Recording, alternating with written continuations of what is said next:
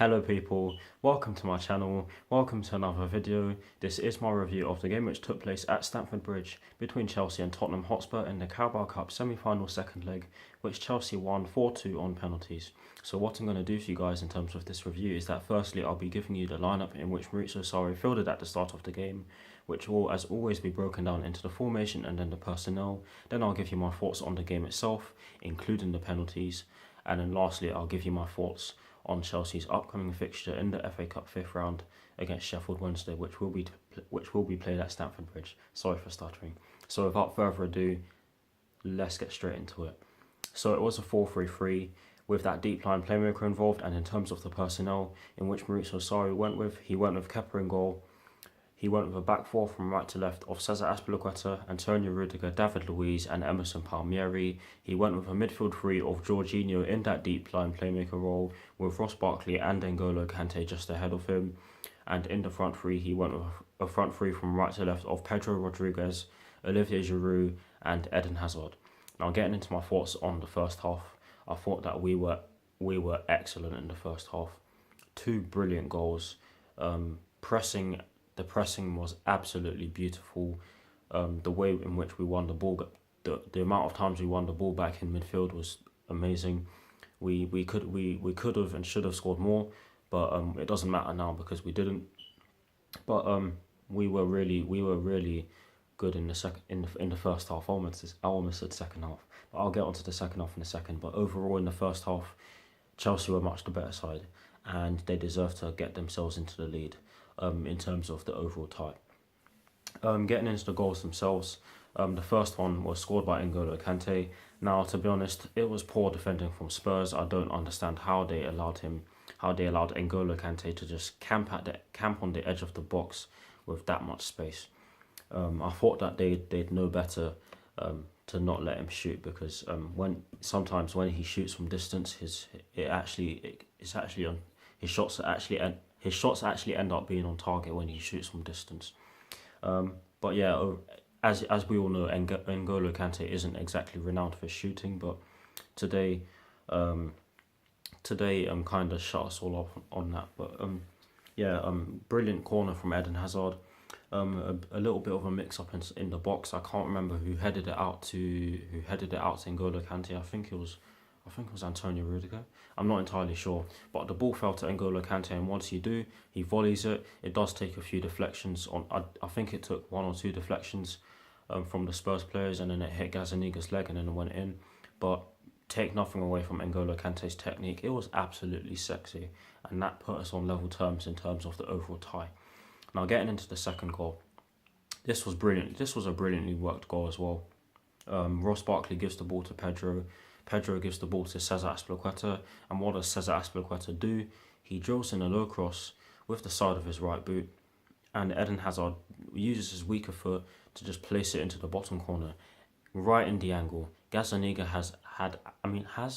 Gazzaniga had absolutely no chance with that. But those were the goals, and like I said already, overall it was a brilliant first half performance, and we deserve to take the lead in the overall tie. Now getting into the second half, I thought that we started off the second half well, but we did get a bit tired as the second half went on, and that's exactly where the goal came from. I think that our players weren't able to track back as quickly as they were in the first half. In terms of the goal, in terms of the Llorente goal, shall I say? It came from a Danny Rose cross, and to be fair, that David Luiz and Antonio Rudiger are at fault for this, but it doesn't really matter because they had a really good game overall. They had a good game overall, bar that mistake, and bar a few other mistakes with long balls and giving the ball away. But other than that, they were fantastic. But that gave Tottenham some hope, and after that goal, they had a little spell where they put us on the back foot and opened us up a few times, and they really should have scored during that little period of time where they put us on the back foot. But we also created chances of our own. We just didn't take them. We did have players like Eden Hazard, Olivier Giroud, Pedro.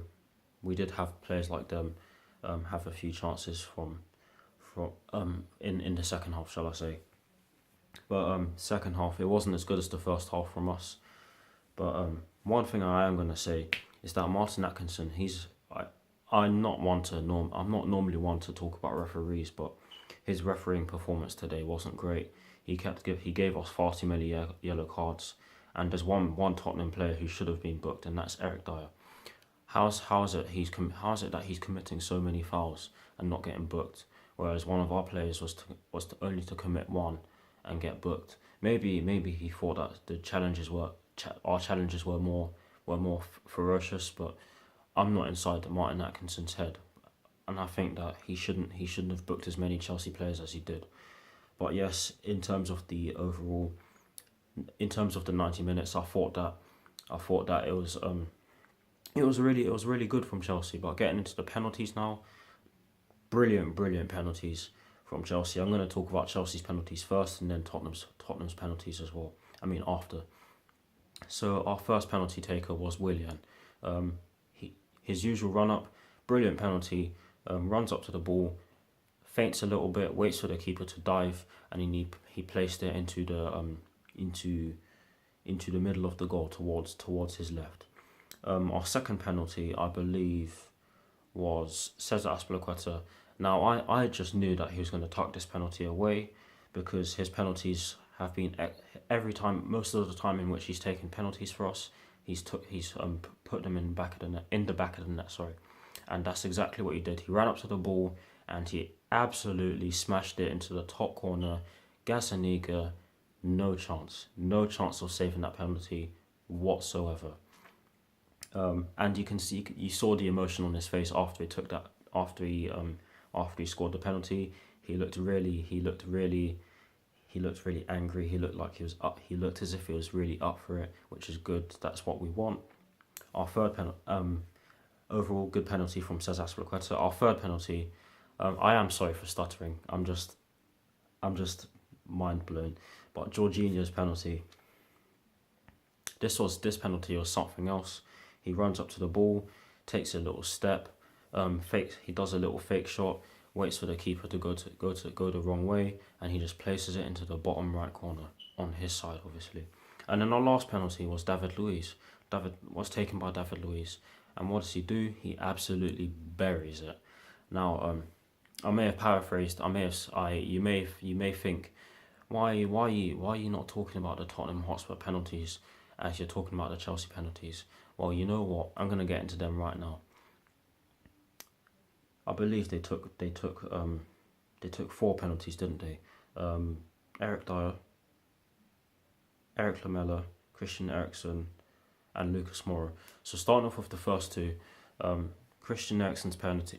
I just knew he was going to score it. Kepa did dive the right way, but he just didn't get down in time. But it was a good penalty. The second penalty was taken by Eric Lamela, who pretty much did the same thing as Christian Eriksen. He placed it into the bottom right corner. The only difference being the corners in terms of how the penalties went down. Christian Eriksen's was put into the bottom left corner on his side, and Eric Lamela's was put into the bottom right corner on his side. Both of the penalties in which Tottenham tucked away were really good. Kepa couldn't really do much about them. For the Christian Eriksen one, he could have got down a bit quicker. But for the Eric Lamela one, I think he did everything right. He just couldn't get down. He just couldn't get to it. There was too much power and it's too close to the corner, or it was in the corner, shall I say? But the other two Tottenham penalties, Eric Dyer, horrible penalty. It reminds me of Jason Punchin's penalty back in the 13-14 season. I can't remember who it was against, but that was a horrible penalty. He put it over the bar. I thought that he was going to score, but I'm glad he didn't. And then the last Tottenham penalty was obviously taken by Lucas Moura, and he saw his penalty get saved. Now this was a brilliant piece of goalkeeping on Kepa's part. He read the ball very well. He read Lucas Moura's body language very well, and he got down very quickly and saved the penalty. Overall, I have to admit, It was a great performance on Kepa. Didn't do too much wrong. You can't blame him for the goal. Um, that was the fault. That was the fault of our defense. I thought that overall the team performance was absolutely superb, particularly in the first half. The second half, Tottenham did have the better of it, but we did create chances. So I'm not going to complain about the second half too much because we were. It's not like we weren't there. It's just that Tottenham did have the better of it. I thought that we were present throughout the entire game, which is what we all wanted, and certainly what I wanted after the Arsenal game. But overall, brilliant performance. Thoroughly deserved to go through into the final, based on the endeavour, the amount of chances we created, the spirit we showed, the penalties themselves. I thought that we just looked so sharp after the Arsenal game, which was horrible. So let's just put that to sleep, the Arsenal game, and then I'm just going to give you, now I'm going to conclude this review, I'm going to give you my thoughts on Chelsea's upcoming fixture against Sheffield Wednesday in the FA Cup. This one's abnormally long, I know, but forgive me. I think that Chelsea have to win. I think that Chelsea should beat Sheffield Wednesday on Sunday. Based on the way we played against Tottenham Hotspur, I think that we will win. No disrespect to Sheffield Wednesday, I think they are a really good side, and I would honestly like to see them in the Premier League. Who wouldn't fancy it? Who wouldn't fancy an away day in Sheffield? That would be nice. But we'll just have to see. I don't actually know too much about Sheffield Wednesday, but I do think that Chelsea can get the win and get some of the younger players, give the younger players some game time. But we'll just have to see.